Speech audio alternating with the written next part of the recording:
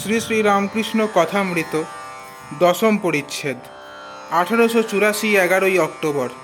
নিবৃত্তি মার্গ। ঈশ্বর লাভের পর কর্মত্যাগ। ঈশানকে শিক্ষা। উত্তিষ্ঠত জাগ্রত। কর্মযোগ বড় কঠিন।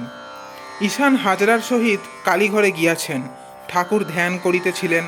রাত্রি প্রায় 7টা। ইতিমধ্যে অধর আসিয়া পড়িয়াছেন। কিয়ৎক্ষণ পরে ঠাকুর মা কালী দর্শন করিতে গিয়াছেন। দর্শন করিয়া পাদপদ্ম হইতে নির্মাল্য লইয়া মস্তকে ধারণ করিলেন।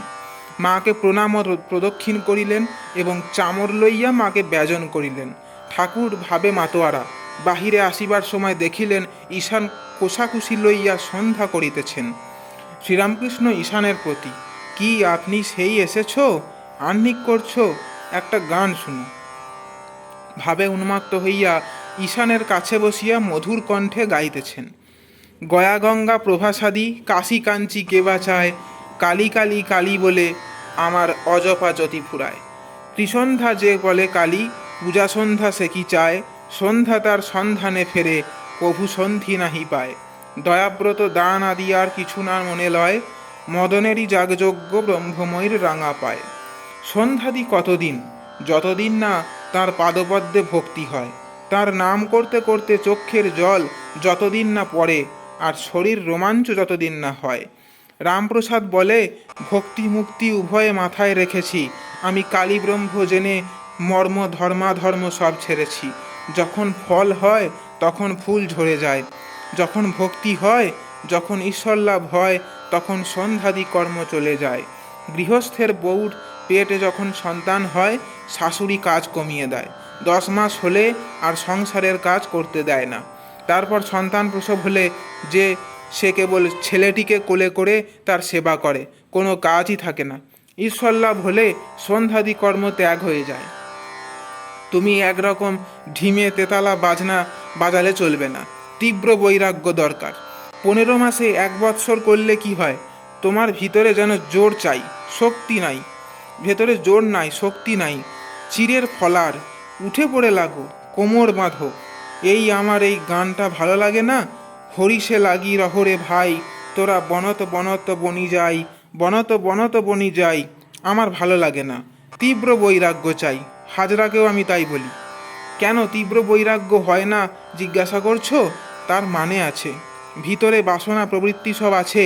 হাজরাকে তাই বলি, ও দেশে মাঠে জল আনে, মাঠের চারিদিকে আল দেওয়া আছে, পাছে জল বেরিয়ে যায়, কাদার আল। কিন্তু আলের মাঝে মাঝে ঘোক, গর্ত। প্রাণপণে তো জল আনছে, কিন্তু ঘোক দিয়ে বেরিয়ে যাচ্ছে, বাসনা যোগ। জপ তপ করে বটে, কিন্তু পেছনে বাসনা যোগ দিয়ে সব বেরিয়ে যাচ্ছে। মাছ ধরে শটকা কল দিয়ে, বাঁশ সোজা থাকবার কথা, তবে নোয়ানো রয়েছে কেন? মাছ ধরবে বলে।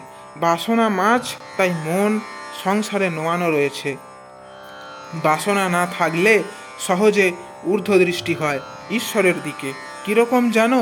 নিক্তির কাঁটা যেমন, কামিনী কাঞ্চনের ভার আছে বলে উপরের কাঁটা নিচের কাঁটা এক হয় না, তাই যোগভ্রষ্ট হয়।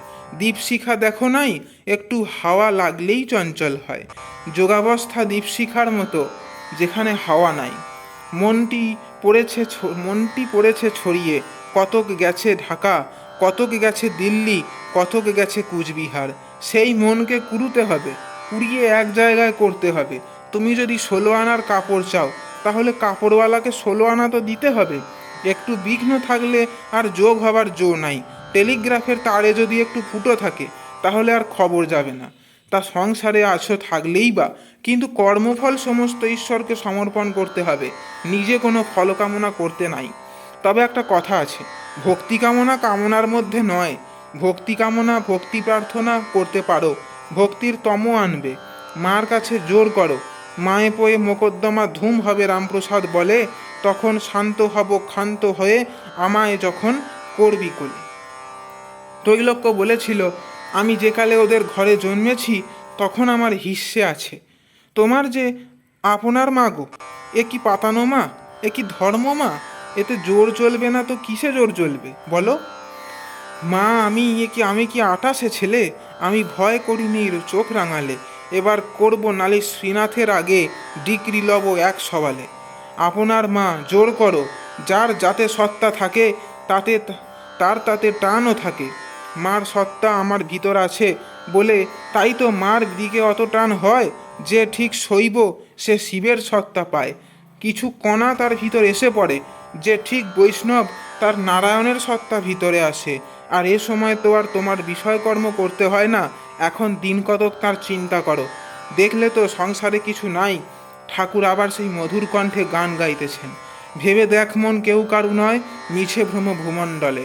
ভুলো না দক্ষিণাকালী বদ্ধ হয়ে মায়াজালে। দিন দুই তিনের জন্য ভবে কর্তা বলে সবাই মানে। সেই কর্তারে দেবে ফেলে কালাকালের কর্তা এলে। যার জন্য ভেবে মরো সে কি তোমার সঙ্গে যাবে, সেই প্রেয়সী দিবে ছড়া অমঙ্গল হবে বলে।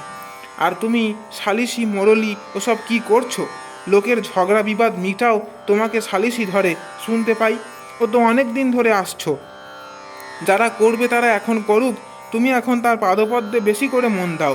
বলে লঙ্কায় রাবণ মল, বেহুলা কেঁদে আকুল হলো। তা শম্ভুও বলেছিল, বলে হাসপাতালে ডিসপেন্সারি করব, লোকটা ভক্ত ছিল। তাই আমি বললুম ভগবানের সাক্ষাৎকার হলে কি হাসপাতাল ডিসপেন্সারি চাইবে? কেশব সেন বললে ঈশ্বর দর্শন কেন হয় না? তা আমি বললুম যে লোকমান্য বিদ্যা এসব নিয়ে তুমি আছো কি না তাই হয় না। ছেলে চুষি নিয়ে যতক্ষণ চষে ততক্ষণ মা আসে না। লালা চুষি, খানিকক্ষণ পর চুষি ফেলে যখন চিৎকার করে তখন মা ভাতের হাঁড়ি নামিয়ে আসে। তুমিও মোড়লই করছো। মা ভাবছে ছেলে আমার মোড়ল হয়ে বেশ আছে। আচ্ছা তো থাক। ঈশান ইতিমধ্যে ঠাকুরের চরণ স্পর্শ করিয়া বসিয়া আছেন। চরণ ধরিয়া বিনীতভাবে বলিতেছেন, আমি যে ইচ্ছা করে এসব করি তা নয় শ্রীরামকৃষ্ণ, তা জানি। সে মায়েরই খেলা, এঁরই খেলা। সংসারে বদ্ধ করে রাখা যে মহামায়ার ইচ্ছা, কি যেন ভবসাগরে উঠছে ডুবছে কতই তরি। আবার ঘুড়ি লক্ষ্যের দুটো একটা কাটে, হেসে দাও মা হাত চাপড়ি। লক্ষ্যের মধ্যে দু একজন মুক্ত হয়ে যায়, বাকি সবাই মার ইচ্ছায় বদ্ধ হয়ে আছে। চোর চোর খেলা দেখো নাই, বুড়ির ইচ্ছা যে খেলাটা চলে। সবাই যদি বুড়িকে ছুঁয়ে ফেলে তাহলে তার খেলা চলে না। তাই বুড়ির ইচ্ছা নয় যে সকলে ছোঁয়।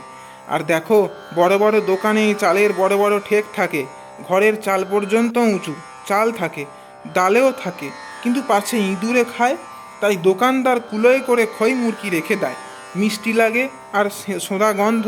তাই যত ইঁদুর সেই কুলোতে গিয়ে পড়ে, বড় বড় ঠেকের সন্ধান পায় না। জীব কামিনী কাঞ্চনে মুগ্ধ হয়, ঈশ্বরের খবর পায় না। জয় ঠাকুর স্বামীজি।